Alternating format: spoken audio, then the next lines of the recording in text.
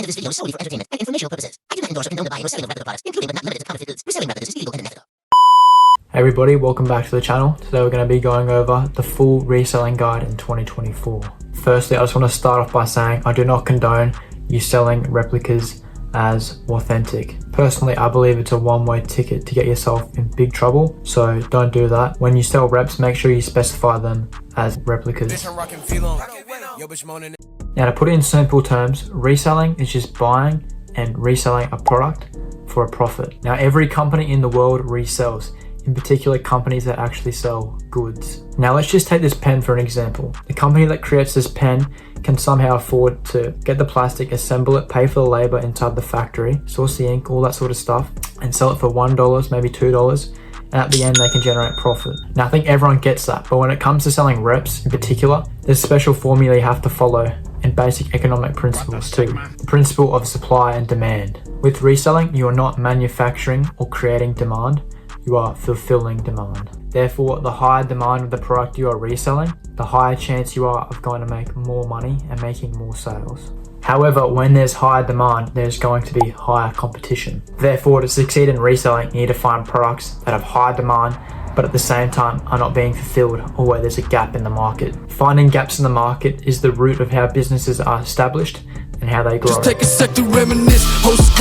I've been reselling on and off for the past 4 years and I've been able to generate over $10,000 in income just from reselling alone as a side hustle. And no, I'm not telling you this because I'm trying to brag. I'm trying to validate myself to show that I've done it before and I've got experience with reselling. With Panda Buy recently being shut down, I think now is the best time more than ever to get into reselling. Whether it's shoes, accessories, clothing, or even electronics, there's money to be made in every niche. Like everything, reselling is a skill and it takes a lot of time and effort to be able to develop the skill set in order to make good money through reselling. The most important and hardest skill to learn when reselling is being able to choose the right product that's going to make you a lot of money.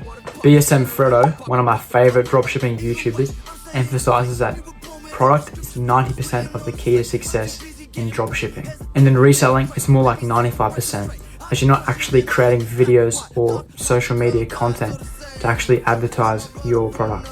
You literally just have to post on Marketplace or eBay. There's no strenuous time involved in creating videos that target social media. So picking the right product should take up most of your time. So I'm going to give you 3 ways you can identify demand or a gap in the market where you can start reselling stuff.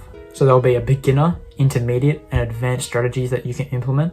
Now the easiest and most beginner friendly is simply just observing around you. If you're watching this, you're most likely in high school or university and you know like the biggest trends that are going on at the moment.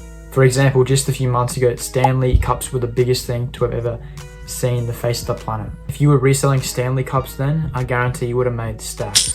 Let me ask you something. Would you rather sell Nike Tech fleeces during summer or winter?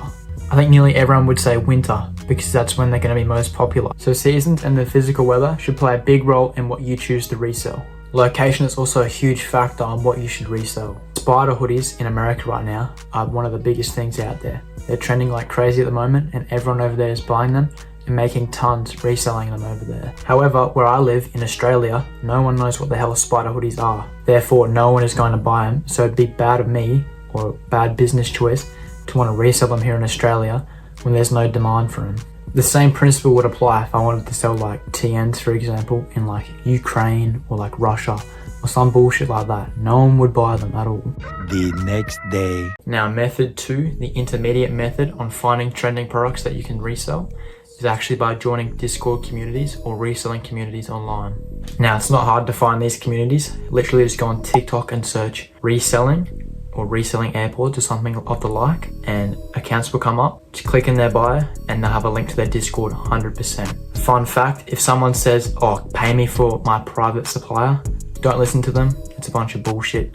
It's probably no different to everyone else's supplier and it just gets them a commission, so it's just for the benefit of them, not for you.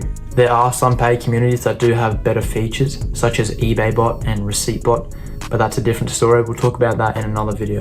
Another reason why I should join communities is you can pick the brains of seasoned resellers who know what they're doing, who know what the hot products are, they know how to sell. Most of the time there'll be PDF documents or different channels where their suppliers are, or links to their suppliers for different products. The final and most advanced way to actually find products is through product research tools. More specifically, Google Trends and Terapeak, which is eBay Insights. Google Trends is great because it is the largest search engine in the world, and you can see what people are searching from all around the world, and more specifically and more importantly, in your area. So once again, you can see what's trending in your area, so you can take advantage of that while everybody else is still selling the same shit. And finally, Terapeak, which is the eBay statistic tool, allows you to see how much is sold in the past 30 days of a specific item.